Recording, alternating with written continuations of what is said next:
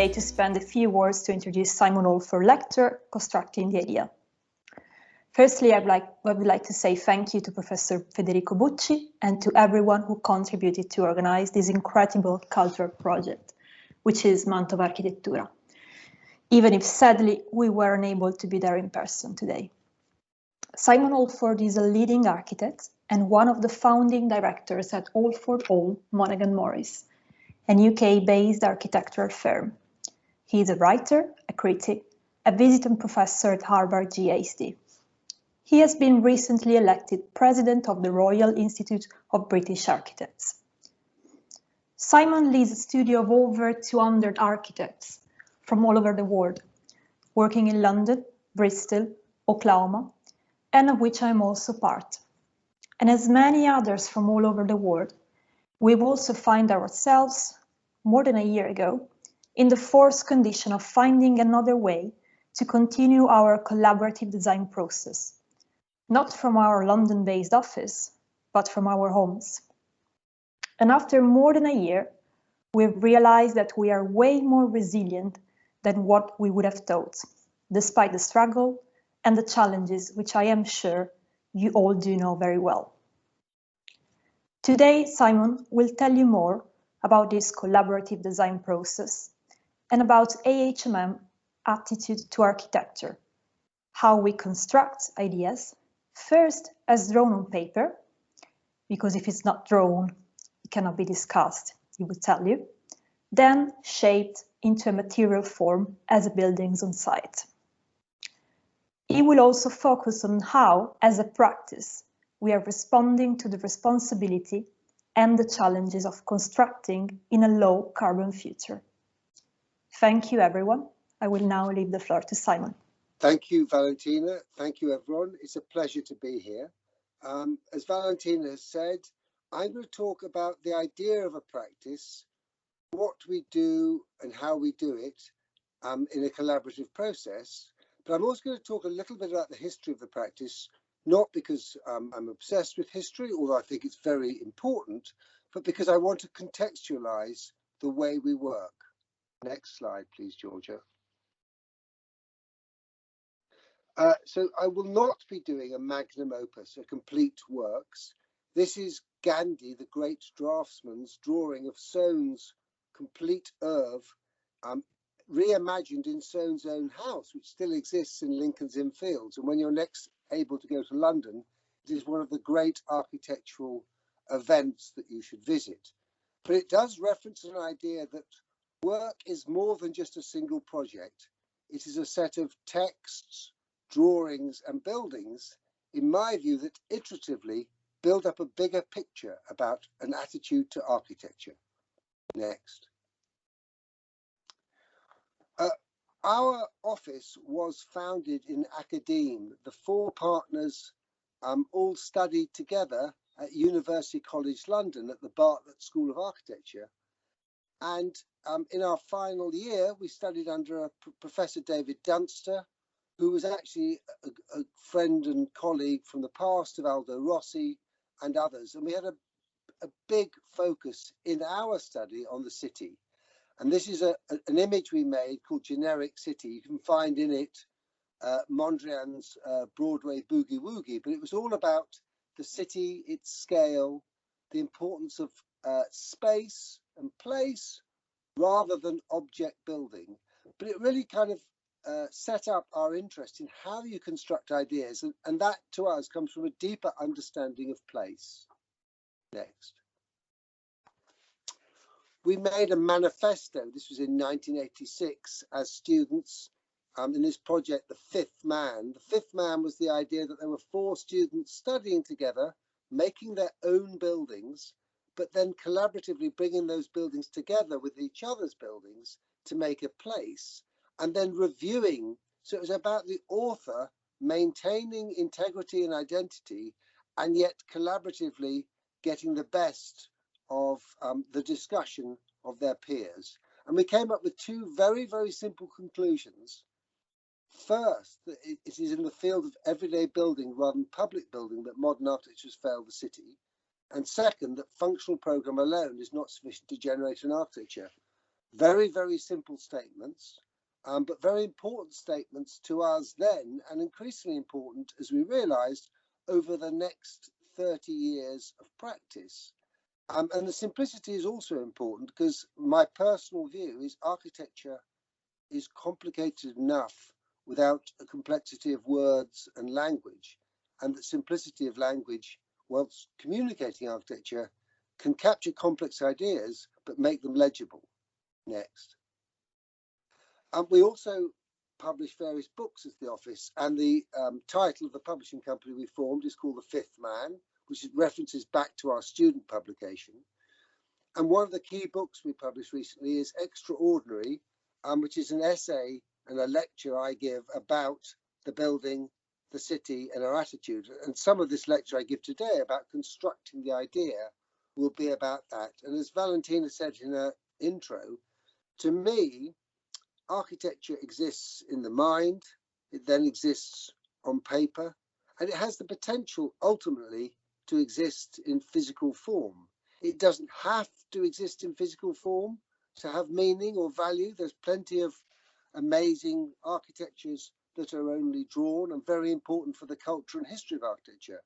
My personal interest and that of our office has always been in the conversation between building and drawing and thinking. And that's why we say, if it's, as Valentina said, if it's not drawn, it can't be discussed. A good idea can exist in your mind, but you need to put it on paper to share with others and test it. So this is what this book was about. Next. The first project we did is a classic architectural project. It was a house in the garden of my parents' house. It kind of captures some of our early interests. It's an upside down house because the windows are on the floor, and the reason they're on the floor is the house is a swimming pool with the living quarters at one end, and it sits holding a formal lawn, so it's not sited in the city, but it's sited in a particular place in a garden. And it's a very, very simple idea of container.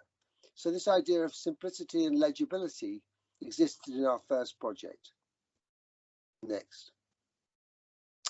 This was another key early project. It was called Casper, City Apartments for Single People at Affordable Rents.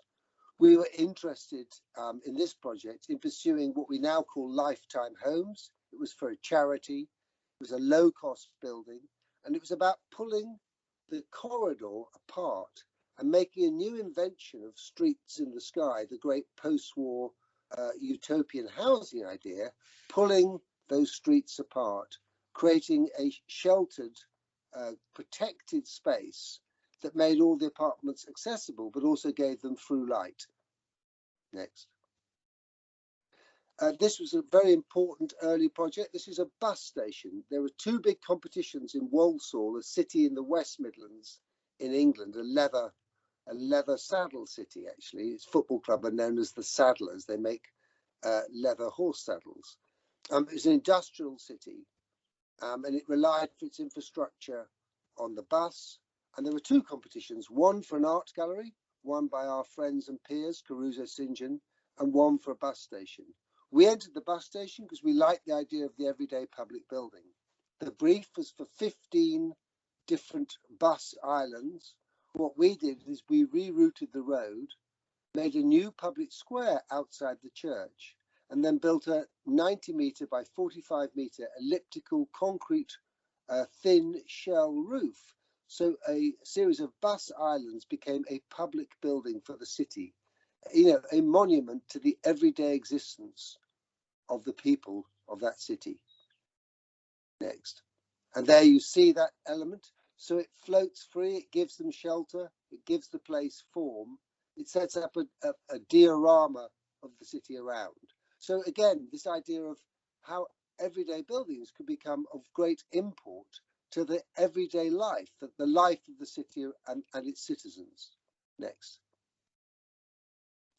This project is for Peabody Trust. It's affordable housing, but the key rule here was that we had to work with modular construction. So this is 20 years ago, but the brief was we must make the building in a factory and assemble it on site. And again, there's an idea here about the idea and the discipline of the idea. So the one thing we knew from this project was that the modules we made, the bigger they are, the more efficient they are. Small modules are inefficient. So we maximized the module of the apartment to make every apartment out of 2 modules, which was the maximum amount you could move on a car 200 miles across England from the factory to the site. We also then standardized all the modules so we could fit them out differently, but the services always connected. What this meant was we could then stack and stagger apartments and make a visual play of bedrooms and living rooms and anterooms. And again, we pursued an idea of a front garden off a street in the sky.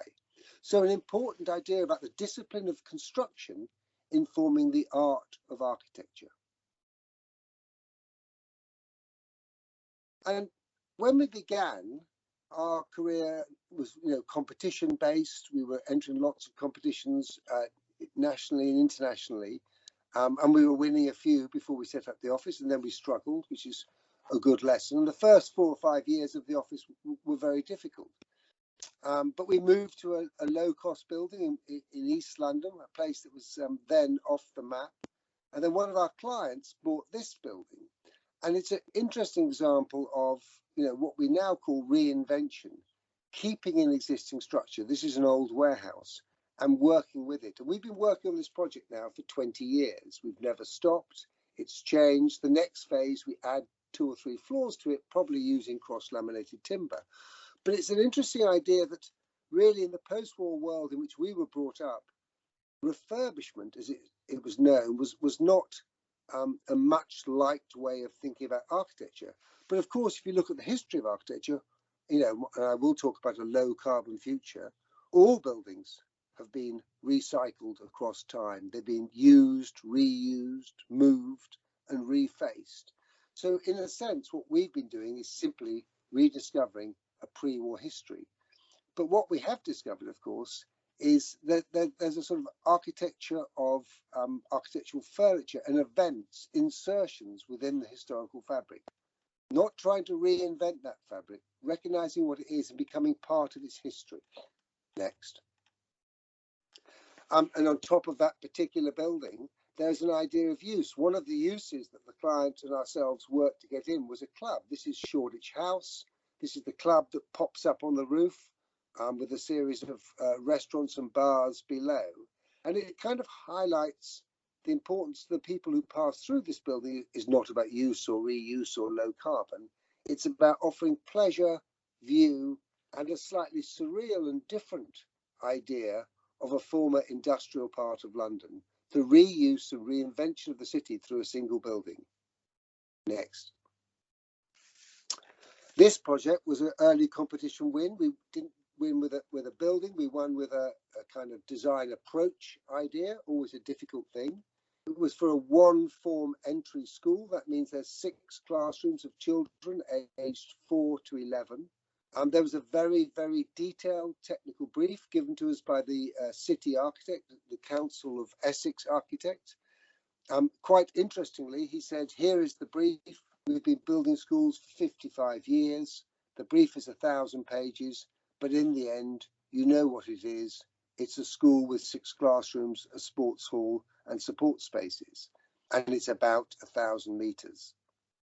We worked very hard to make it only 900 meters, so the 100 meters of area we saved, we could invest with ateliers 1 and 10, environmental and structural engineers, in a kind of super insulated, low energy, naturally ventilated architecture.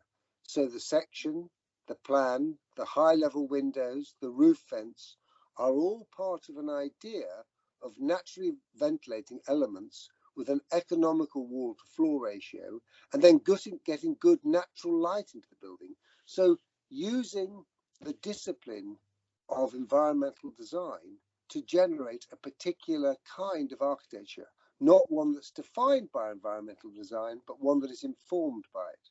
There was also a lesson learned from the pool house earlier about flexibility and creating this black plimsoll line that anchors this building to the ground and allows the building to be adapted over future and windows cut in during the design process.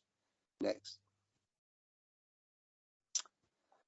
This project was another early project. Now, we were probably 10 years old when we did this project. We're a 30-year-old practice now. And this was about taking the technology of making office buildings and prefabricating facades and slabs. So we moved away from prefabricating rooms to prefabricating simple, what we called warehouse floors, cladding them with a timber cladding system with glazing. And then because we have no capacity in the facade to carry large balconies, we hang the balconies off gantries at the roof level, creating generous external rooms. So the idea of the building was the balconies as gantries become the sculptures that shape the architecture.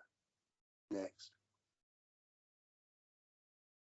This image is Julie Walters and Dustin Hoffman in a film called SEO Trot, which is a Roald Dahl novel, which was set, obviously after we designed the building, a love affair set on the balconies of the building, which was an interesting aside, really. It's something I found out recently, but how architecture, even the architecture of the now, can have a romantic idea about people meeting and engaging and conversing in the city. This idea of the architecture as the background to the theatre of everyday life. SEO Trot is tortoise backwards. They are both holding a tortoise, and their love affair was built around this tortoise being lowered by him from his balcony onto hers. Next. We worked with Richard Woods, an artist, on making a much more special idea of journeying through the building. So this was this idea of a public staircase, a grand communal staircase within these economical, affordable apartments. Next. And as you can see, that staircase was inspired by Lubetkin's staircase from the 1950s, which again was about this was a Russian emigre working in London, celebrating the idea of journey, saying that public housing, and our housing was public and private, but that all housing should have a promenade, an architectural journey. What was really rather amusing and interesting is obviously no filmmaker was aware of that, but whilst our staircase was inspired by this staircase, in the film they used this staircase as the interior of our building. So there's a very nice idea about coincidence and conversation, and how actually architecture lives in the imagination of those who are not architects. Next. This is an early school we did. This is an academy for children from the age of 12 to 18. It was in a tough inner city suburb of London. And the idea was the buildings around were concrete. They've since been reclad, and post-Grenfell they've been declad. But the idea was to actually pursue something that had a public and a civic role, the school as a place for the community to gather. And we clad this building in a faience, a material that looks as good now as it will in 100 years. Next.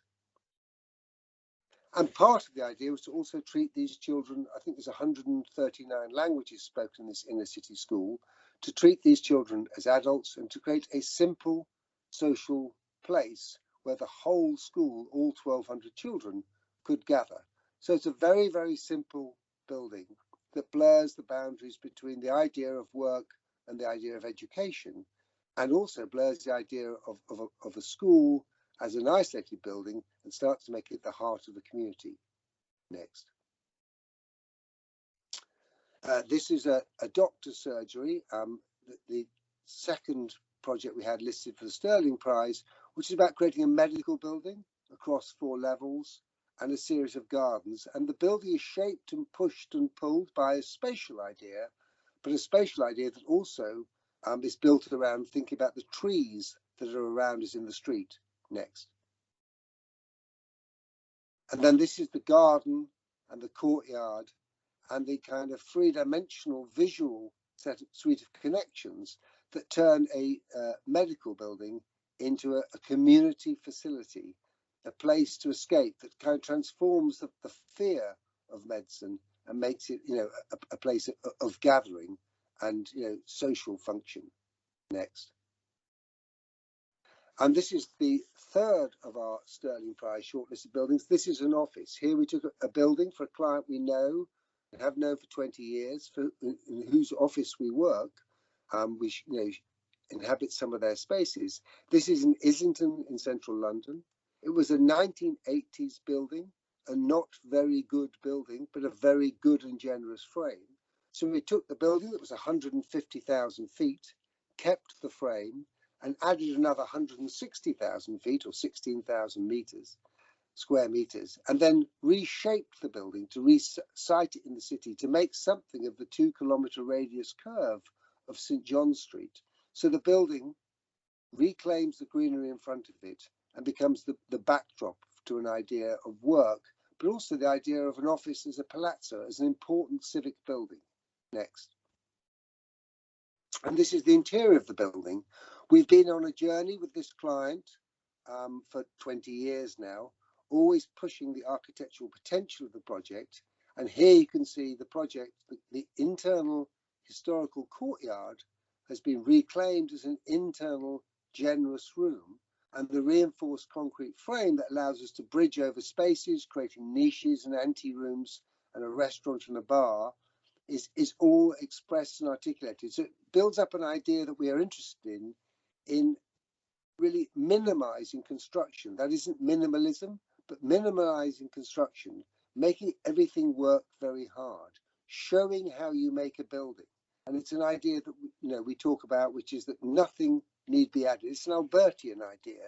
Nothing need be added. Nothing could be taken away. The architecture is essentially all there. There is no finish. It is an integral piece. Next. And there you see the idea of the facades. Although it's a palazzo to work, what we're interested in is the architectural potential of the simple shift of the form, the 2-kilometre concave radius office building suddenly, in certain views, becomes a kind of a work of art, a playful reflection of the city upon itself and back. Next. This is the fourth of our Sterling projects. This one won the Sterling Prize 6 years ago. It was taking a school, reciting a school, working with a builder, a post-war school by Leslie Martin, an all-girls school, and retaining some buildings, the distant building, remaking other buildings, re-landscaping all the buildings, and then creating a simple system of construction that references the work of Marcel Breuer at the Whitney, but also at Flaine in France. This idea of a deformed concrete geometry, in this case reflected against the centerpiece building, which itself is learnt from the Angel building. Next. So these are the buildings we made. A series of buildings were removed across a 12-year time span. So the school was created on a rolling program and kept in operation. So the architecture of the place was informed by the process of maintaining the school. And here you see the contractor we are working with. We developed a simple idea of rotating only 4 types of concrete panel to create an architecture of depth and shadow and physicality. An architecture that also allows the school fit out behind to continue to evolve both during the design process and beyond. Next. And then here you see, so the building is raw and simple. We worked with a graphic designer, collaborator and friend, but here you see the idea of communal space within the school, and the facade on the right as an abstraction of the external pattern playing out within the interior. Next. So as a practice, our ideas have been built up over, our 30-year existence. We started as 4 partners. We remained 4 partners for the first 5 years. It was very difficult. Teaching was important to us. We've expanded the practice now to 500. Over time, we always said we wouldn't be more than 20 or 30 or 40, and eventually we gave up the idea of thinking about how many would be, and we just said it was how good we could be and where we could work and what we could discover. We have offices in London and Bristol and in Oklahoma and America, but we also have single projects around the world where we collaborate with a local partner. Because to us, the international nature of London means we have an international staff, which is a very interesting and valuable thing. But also by going abroad, one sort of learns from the place you've gone to. You export ideas to win a competition or a commission, and then you import ideas from each place you've worked in back into the UK. Next. So, work to us is, there's a complex typology of uses defined in the UK construction. There's 20 different codes, but to us, there's a very simple idea about the city as a place of work. It's a place of living. It's a place of playing, and even education. We now think work and education have become one thing. The buildings we inhabit in central London were originally built as furniture factories. Next. 20 years ago, when the internet was, first coming to the fore, there was an idea, Valentina mentioned this in her intro, but there was an idea that we would all work somewhere else. I'm currently in the country giving a lecture to you.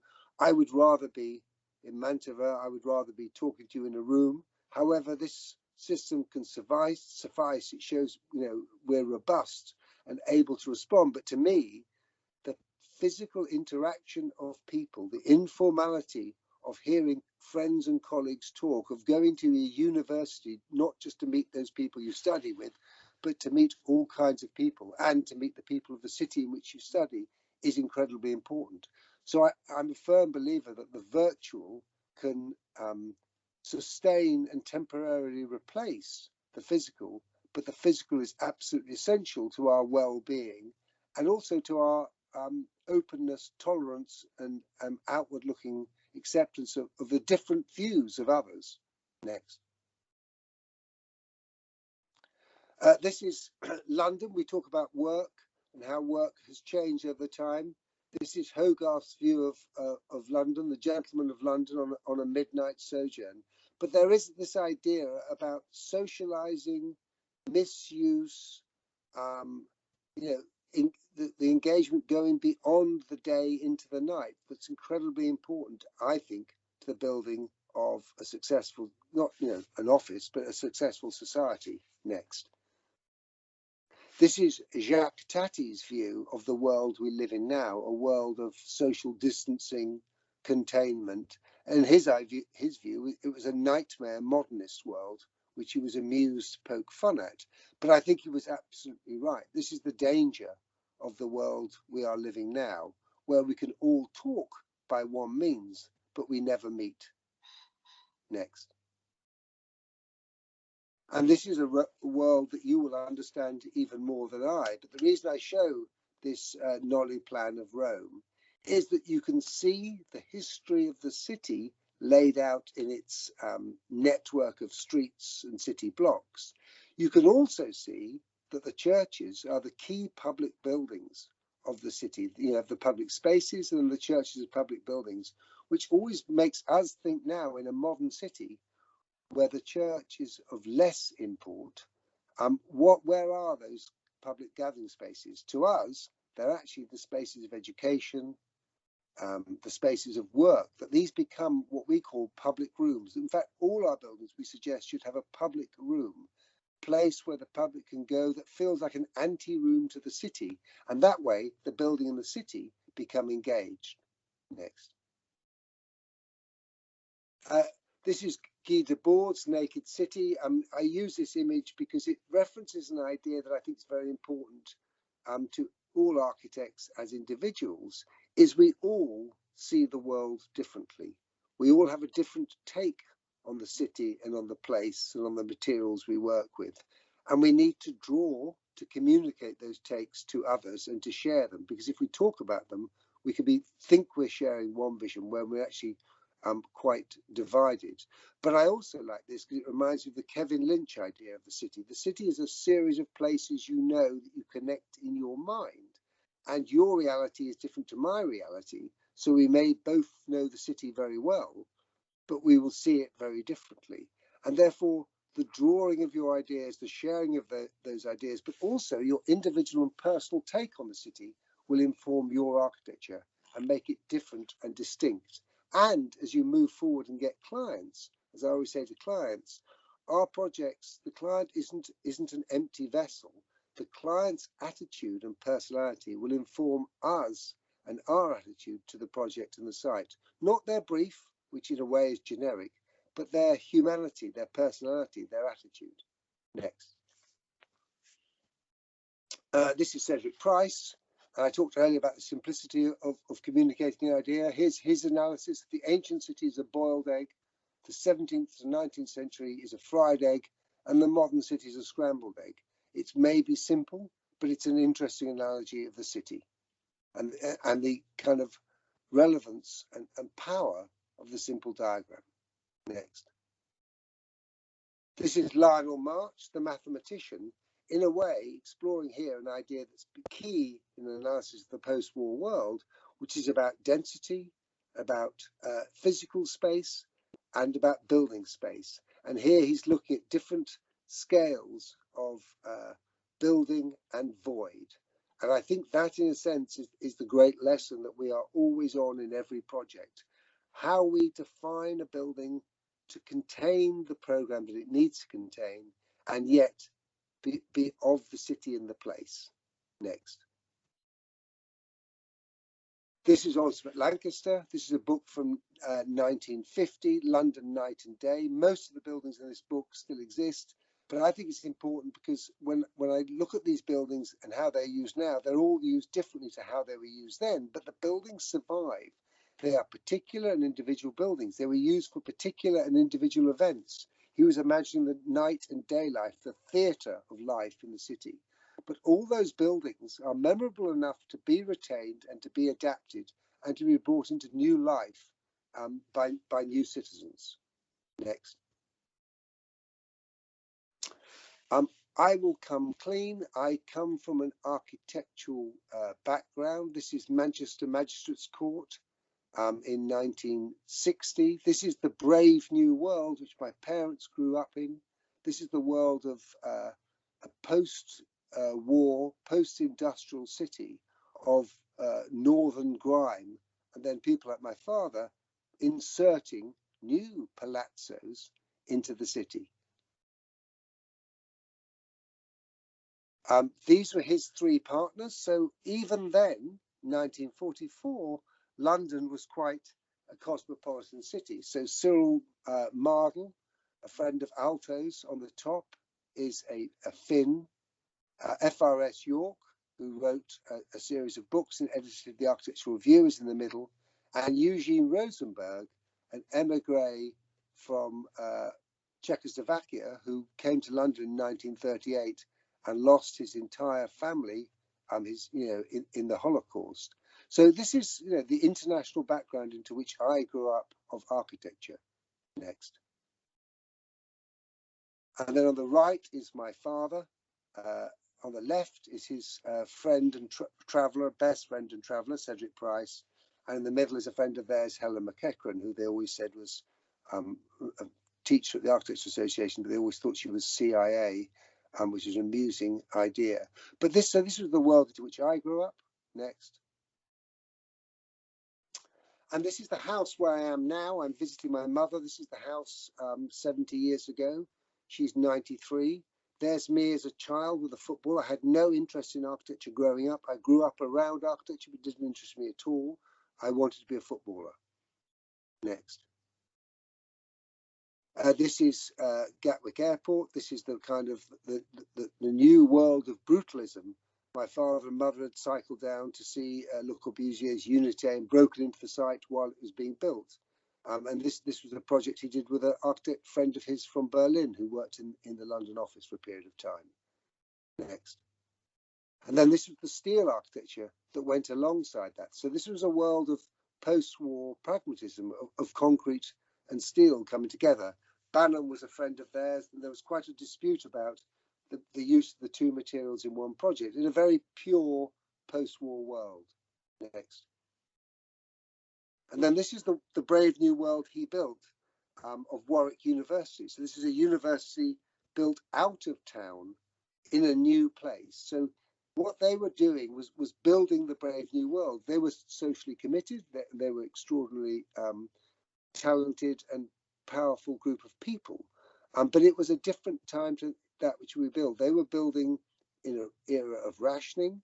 they were building in an era of supreme confidence in technology, and an era of expansive generosity, increasing educational program. Next. And his own office, sitting above a disused warehouse, was located in Clerkenwell, which 20 years on, next, is the home of our office. We are not in their building, we're just around the corner, but we sit on top of a building. We've built our building over an existing building. So they built over the ground, we've built over the city. Next. And now we've built a new building for ourselves down the road. So we have two offices, one in the sky and one below the ground. So this is the context in which we make architecture. You know, in a sense, our office represents an everyday working facility, but also an attitude to how people come together and celebrating, again, a world we are looking forward to returning to, a world of people connecting, listening, talking, engaging, and making together. Next. So going back to, you know, this import of the city, this is from Christopher Woodward and Edward Jones' book on London. Their drawing of Manhattan on the left, where Broadway cuts through the grid, and there's this drawing of London on the right, and the idea that London is an unplanned city. London, in fact, is a planned city. It's just lots of different plans at different times coming together. And it's this endless tension of different times, grids and visions clashing and working together that remains, I think, inspirational to the success of the city and to the architects who work in that city.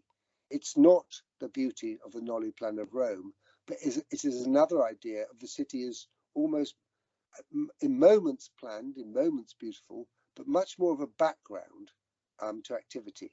Next. This is Buckminster Fuller's dome, which comes to this idea about a low carbon future. What Fuller was saying is if you built a dome over Manhattan, you would liberate the buildings within from the physics of air, leakage and rain. And in a strange way, in the low carbon world that we've been working in, we've been actually making buildings ever heavier, ever more sophisticated, ever more sealed, ever more protected from the sun, ever more protecting from energy. Whereas in fact, what's happening now is if the grid is going green, and in the UK, over 51% of our energy is green, then the way we make buildings changes, because in fact, the embodied component becomes far more important than the operational component, as in the carbon used to make a building has much more import than the carbon used to power it. So this idea about a low carbon future, to me, is informed by the, you know, building physics, and it also highlights how much the world changes across the career of an architect. When I began, buildings were lightweight, they leaked energy, energy was cheap. Then energy became deemed to be, it was still economical, but deemed to be expensive in terms of carbon. So buildings became much heavier. Now, energy is becoming lighter and cleaner in terms of carbon, and therefore one wonders whether making heavy buildings is the right thing to do. Next. So this is Mies. He went to America. He discovered, you know, the bridges of Chicago. He developed his own vernacular, and he talked a lot about universal use. And this is something that interests us. How, you know, how a school of architecture or an office for a former bootlegger can actually be made of the same components and generate a similar but very different response to place and accommodation. Next. This is a building you will know better than I. This is Tirani's Casa del Fascio, renamed after the War of the Casa del Popolo. And to me, it highlights this idea about the specific and the generic. In essence, it's a fabulous building, the kind of source of Eisenman's career in many ways. But its power is in the architecture, regardless of the politics associated with it. In this idea of the urbanity of the building, the idea of the promenade, the idea of the spatial arrangement, and then the idea of the detail. Next. And then this is Prouvé's take on a similar but different thing. This is a simile a palazzo, but here it's about the ready-made and the bespoke. In many ways, we make buildings now out of components that we can buy and we assemble them. But when we design them, we don't think of them that way. And our journey, in a sense, is to start thinking about the components we might use and how they will inform our architecture. And Prouvé was very clear. This wasn't a religious movement for him. As he said, we made it from the pipes and the sheet steel because we had the machines to bend the pipes and the sheet steel. But this is a kind of wonderful essay in a building that is both ready-made, but it is very bespoke to its purpose and adaptable. It's adaptable, but it's also memorable enough that even if it's not being changed, the building offers delight to the residents of its city in Clichy on the edge of Paris. Next. And so I come back to this idea of city rooms. The greatest city room of all to me is the Uffizi, a room carved in a city that defines a building around it, rather than a building carved in a city defining the city around it. Next. And then this idea of another favourite building of mine, the Bradbury Building. None of these buildings are buildings I attempt to imitate, but there's an idea about this building that the offices around it, it's been in 37 films, the offices around it are irrelevance. The journey through it is what this project is about. So to make a building last over time, it isn't just adaptable and flexible and universal. It also has to be memorable and delightful and offer a public promenade. In many ways, it has to mirror the city. In the city, the buildings come and go, but the streets remain.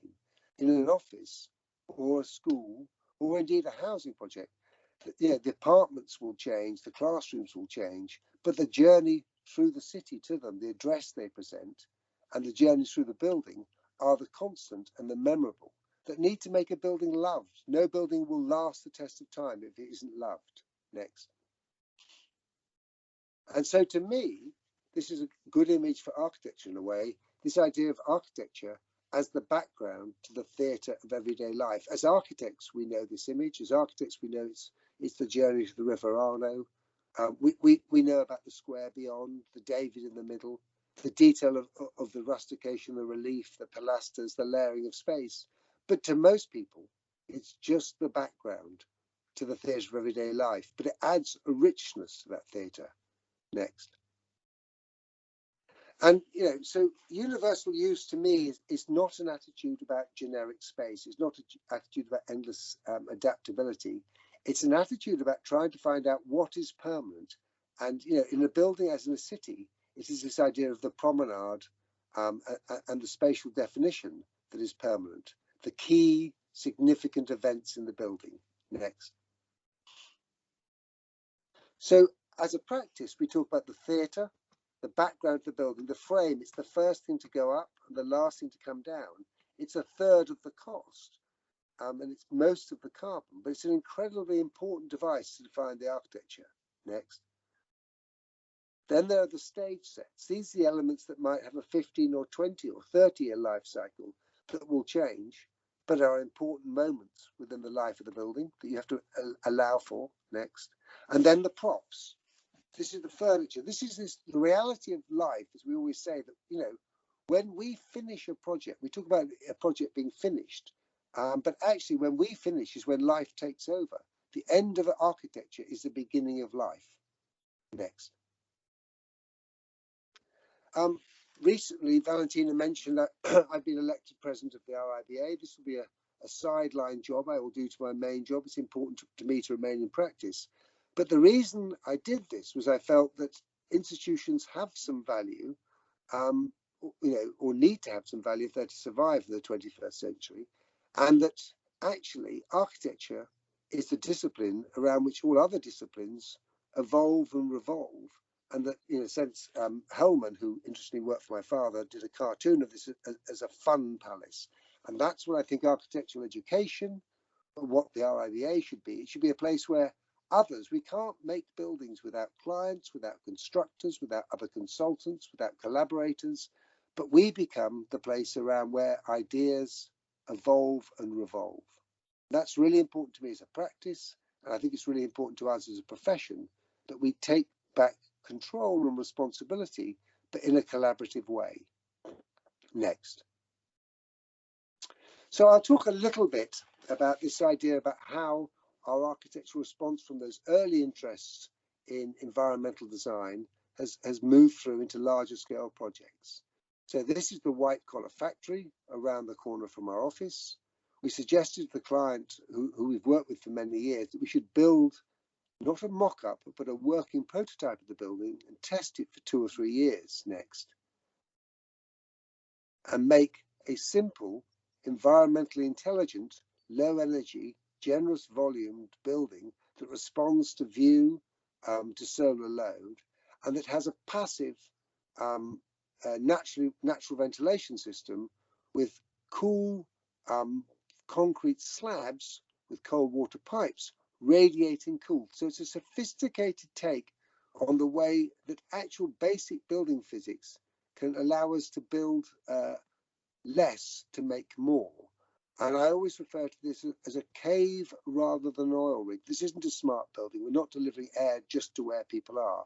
What we're saying is the basic environment is calm, it's well lit, it's well ventilated, and it's cool. It's learning from the warehouses in which we work now. Next.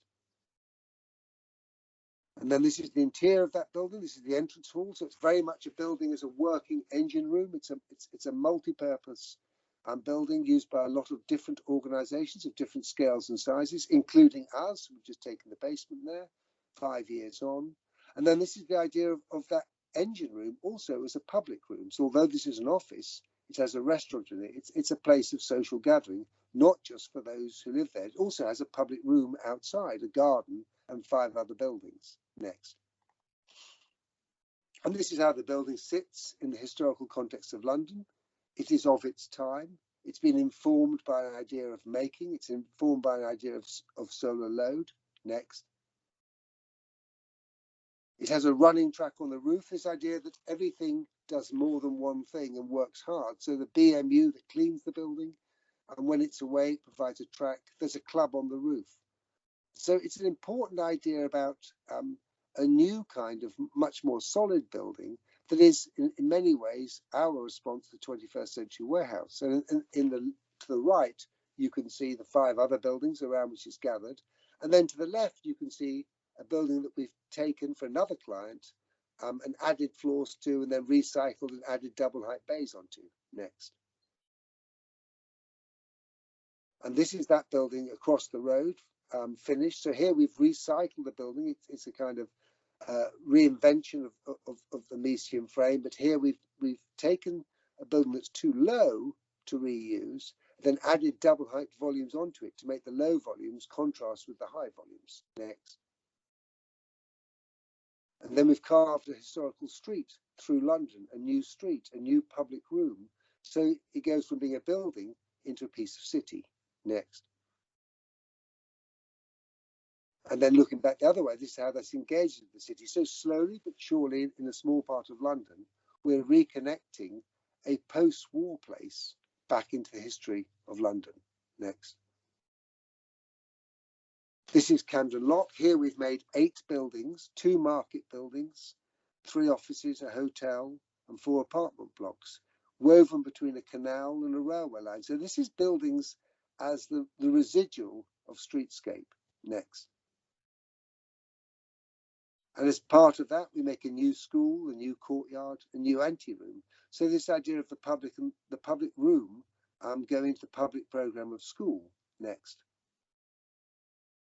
And then this is how it is viewed from the street, a collage of market building, bridges, offices, and housing.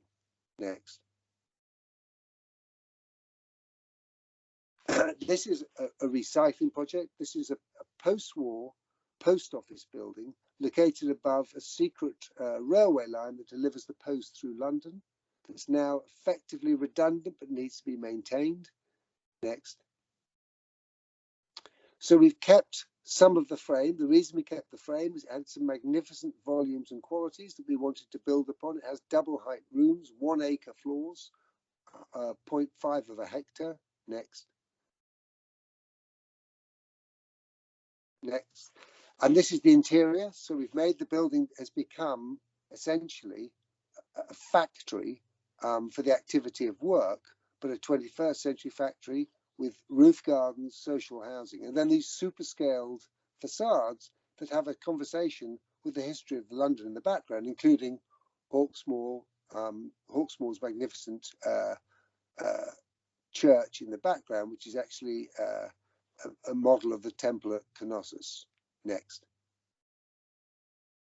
And this is all about the facade actually talking through rhythms and scales and depth and shadow to those who pass by. Next. And then how that facade sits in the city, at times as an abstraction, reflecting the city back, at times as something that absorbs the colour and life of the city. Next. This is a project we won in Amsterdam, an international competition. It took 12 years from winning it to completing it. And interestingly, at the interview, when we were in the final 6, I said to the client, look, you know, you'll all be gone before we finish, which obviously does happen because clients in universities come and go. What your program will change, what we're doing is reconnecting this existing building designed by the Dutch city architect who'd been trained in London because he was a Pole. So there's an international world we live in. He was part of the Free Poles who fought in the Second World War.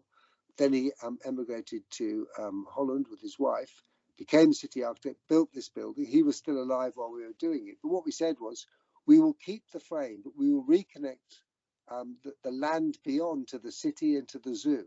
Next. So this is the building as it was built by us. We've retained the frame. We've built a large concrete beam. We've removed it from the canal. We've reconnected the city to the campus. It'd become an isolated bastion. So our role of reconnecting was to remove a large chunk of building. Next. And then to create an entrance in a place where there was no entrance, and to create a new room where 25,000 students gather for lectures every day. Next. And then over the canal, to recognise the unique nature of this project, the only building that sits over the canal, there's the bridge that supports the building that we've rebuilt that sits over the canal, and that creates, you know, a series of public rooms for the students to allow them to move through this building in their journey of education. And the main programme for the building was to bring students from their homes back to the university. It's almost mirroring a post-COVID programme of bringing them back from a private world into the public world, a world of chance encounter and informal as well as formal learning. Next. And then there's the building by dusk. Next. And then this is the building in the city. We rebuilt a bridge, we lifted the building over the bridge, and then we created this new public realm that doesn't exist because Amsterdam was a working port city, a series of steps and engagements. So this idea of what architecture can do to transform education, not by getting involved in the curriculum, but by creating a different attitude of social connection. And it goes back to the earlier slide about, you know, the importance of meeting people informally as well as through technical mediums. Next. So that's the sort of old world. In the new world of America, we've been working in a similar way on use and reuse, but in a place with very limited structure. Oklahoma is a white flight, car-driven, oil-based city. But here we've been building a series of projects, almost mirroring the early years of our own office, much smaller projects that we treat almost as research projects as we move through. So this was a sports building we built initially. Next. Using simple local technologies, it's since become the ballet school, and we're building them a new extension to this building. Next. This is the housing we've been building, trying to rebuild a city centre where the car park is absorbed inside the block and the housing lines the city, whereas in the rest of the city, the car park sits outside the block and the housing sits within it. So here we're trying to kind of export a European urbanity to this city. Next. And we've been taking this idea of pop-ups and shipping containers from our early housing projects, here using actual shipping containers to make sort of pop-up workspaces and social spaces in the city. Next. And then again here, recycling a building to make a new park and a building supports that park. Next. And then here, making the odd one-off house. This is a one-off house and swimming pool in the gardens over Lake Texoma. Next. And then here, we've taken the work we did in London 20 years ago, then in a pop-up 5 years ago, to recently build a series of apartment blocks as two-story rented rooms around a public garden, using recycled shipping containers, but then with a metallized mirror strip between them to sort of abstract them within the city. So this is simple, robust technologies, making, you know, what I believe is a delightful place to live. Next. And then more recently, we've taken the same vernacular we were using in the early housing, but here we've taken the technology of the aluminium shingle, recycled aluminium shingles, to actually clad the building and to shift its material impact within the city. Next.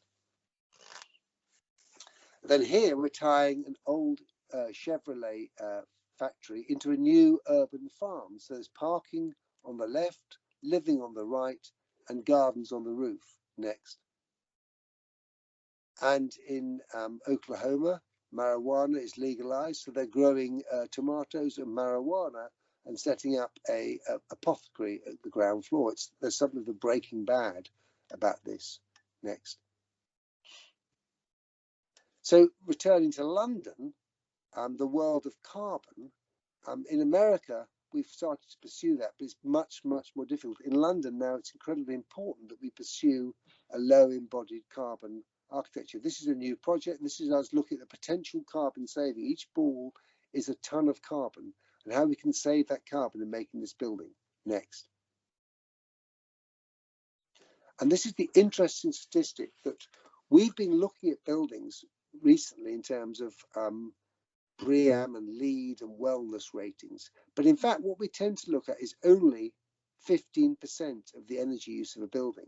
In reality, it's the embodied emissions to completion that are really huge. So what we make a building from is about a third of the carbon it uses.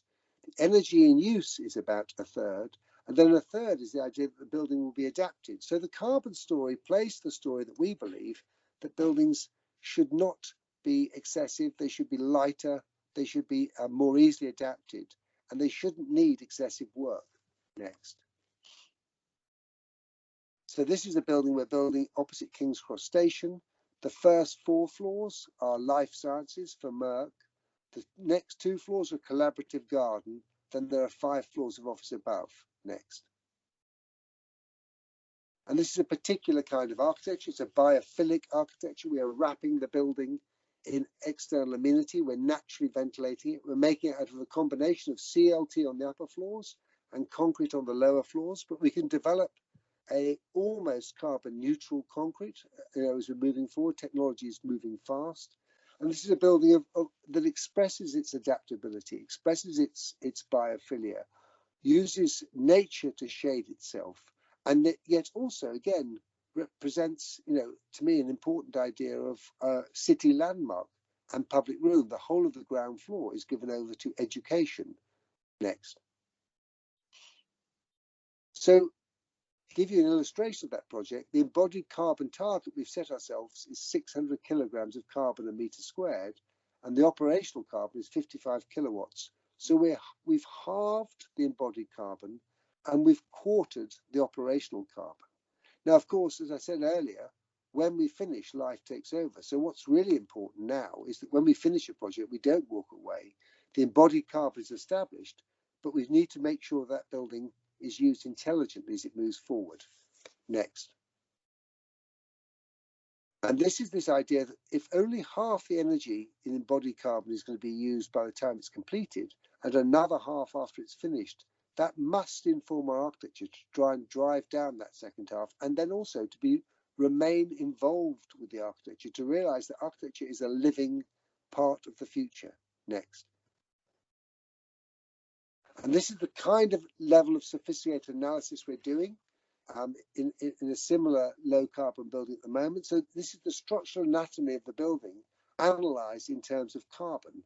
And the cost of a basement, which is how we currently build our buildings in London with a large amount of basement, is huge, which means we're now looking at basement-free development. So, we're on a journey, we are learning. And I think what's really important in a low carbon future as an industry is that we share the lessons we're learning without greenwash, that we explain the problems we've got, we explain the challenges, we share the successes and the failures. A building can still be a good building, but fail in certain areas of carbon. And the only way we're going to make progress is to share data. And that's one of the key things moving forward, is to share intelligence nationally and internationally. Next. And this is just the journey we're on in terms of energy analysis. We've got to analyze everything. It becomes very scientific. However, the art of architecture and the role of the palazzo and the role of the theatre of everyday life remain the constant. This science mustn't get in the way of making delightful places to be. Next. And I'll end here just with a project where there is an extraordinary level of basement, an extraordinary level of commitment over time. This is 20 years in the making. This is an office, a theatre, with some collaborative workspaces above it in London, built over and on and through the Crossrail station, which will eventually reopen at Tottenham Court Road. Next. This is the building being built. So this is a highly complex £250 million development, which in essence is super scaled. It should never come down. It's right on the edge of historic Soho, but it kind of highlights the importance of long-term thinking, because when we designed this building, London was a different city and the carbon debate was in a different place. However, we've managed to bring this building forward and adapt and resolve and respond to the carbon challenge. Next. And then this is the idea of Civitas. This is a new theatre, 600-seat theatre that we build opposite a new public space that we build, opposite a new office that we build, both integrated over a railway station. Next. Then this is the theatre within. It has 4 different configurations. And the impresario, Nika Burns, who is our client for this, is always very clear. Modern theatres must be adaptable, flexible, and this will bring the first kind of adaptable, flexible theatre to the West End and be much smaller. But they must also be, the word she would use that architects don't use, beautiful and glamorous. Next. And then this is Barclays Square in London, where we're remaking a square. Now, this is a more recent project, and we're remaking one end of a London square, and we're looking again at this idea of change over time. The building that exists is unsavable because it's been so badly constructed in terms of the floor slabs, the number of lifts and stairs. So in this building, we decided to kind of really express the error of the previous building and make a sway frame building. So we're not relying on the lifts or the stairs as a structure, and the building becomes a stiff frame. It goes back to that purist idea I talked about at the beginning, as the frame as the theatre that houses the stage sets of everyday life. Next. And this is how that precast frame expresses itself in the city, creating a series of loggias, and that the structure becomes the architecture. We avoid this idea that we get trapped to in London of cladding a building, whereas in fact here we're just putting windows between this heroic frame. Next. And then the cantilever, the roles we're playing, responding to streetscape and creating shelter, are all making the frame the architecture of the building. Next. Next. And then finally, I'll end with a project we're doing in London, opposite the Cenotaph in Whitehall, which is a new temporary parliament. So the House of Westminster have to be refurbished, MPs have to move out, and this is the parliament we're building. Behind this existing castle, designed in the 80s by William Whitfield. Next. We create a new gathering place. Next. And then a new parliament that is a mirror of the existing parliament using modern construction, and it potentially either retained as a kind of school parliament or recycled into another building, still to be determined. But it's been a very interesting project to kind of remake 500 years of history in a building that's only 170 years old, the existing Parliament, and then rehousing it here, and looking at all the ceremonial and the kind of social impact of the benches opposite each other and the sense of adversarial debate. Next, that's fine. And then in terms of scale shifts, this is India, where we're designing a building for 25,000 people for Google. This is a 3 million square foot single building, going back to an earlier interest we've always had in the simplicity of form in a complex place to make one single memorable form. Next. And then finally, I'll end with the smallest project we're doing, which is a bereavement centre for families in a hospital, trying to bring a domestic scale to the industrial scale of modern healthcare. Next. So I end with this slide, which is of Porto Transporter Bridge, and a quote from Cedric Price that I think is very relevant as we move forward, which is, we can never know the answers. We can never be educated to know the answers. We are educated to think about the potential of a long-term future we cannot and should not control, but which we can help enable. So it's not about designing bridges, it's about how best to get to the other side. Thank you very much.